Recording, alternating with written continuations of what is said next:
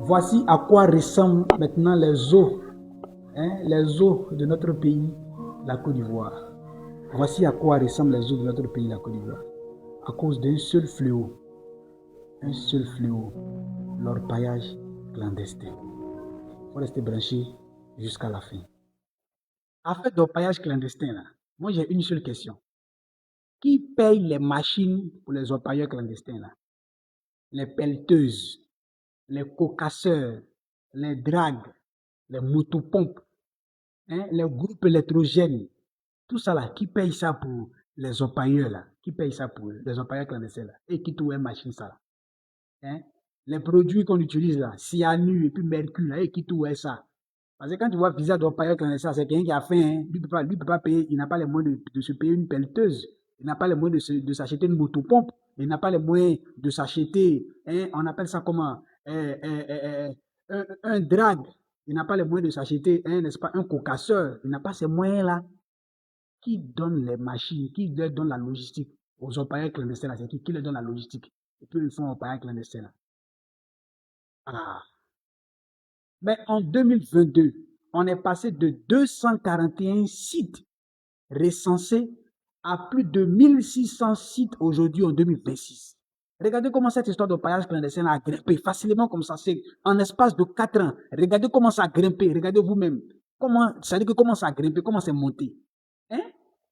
Mais moi, je voudrais qu'on arrive d'abord à définir ce que c'est que clandestin. Clandestin, là, ça veut dire quoi? Permettez-moi, pardonnez, je vais prendre mon téléphone.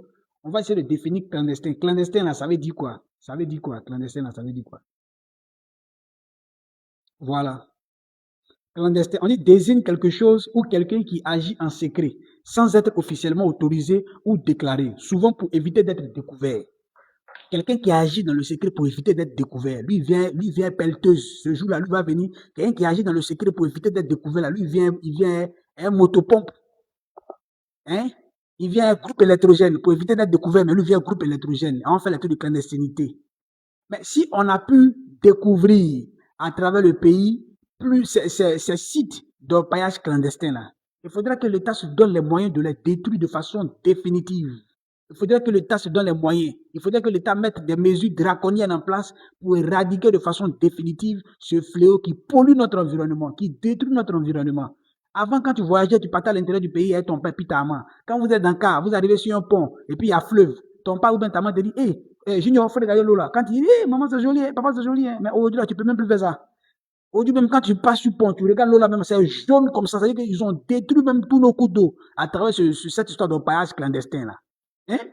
Affaire d'orpaillage clandestin là même, quand tu as voulu chercher en bas, tu as fouillé, tu as regardé en bas, quand tu as soulevé quoi là, tous ceux qui sont donnés puis qui mangent là, mon vieux, c'est pas petit. Et le pire, c'est que la plupart de ceux qui s'adonnent à ce genre de choses là, les enfants sont pas ici, les enfants sont pas ici, les enfants sont en Occident, les enfants sont au Canada, les enfants sont aux États-Unis, c'est là-bas que les enfants sont. Et puis ils polluent notre environnement, nous on peut pas respirer, nous on peut plus vivre.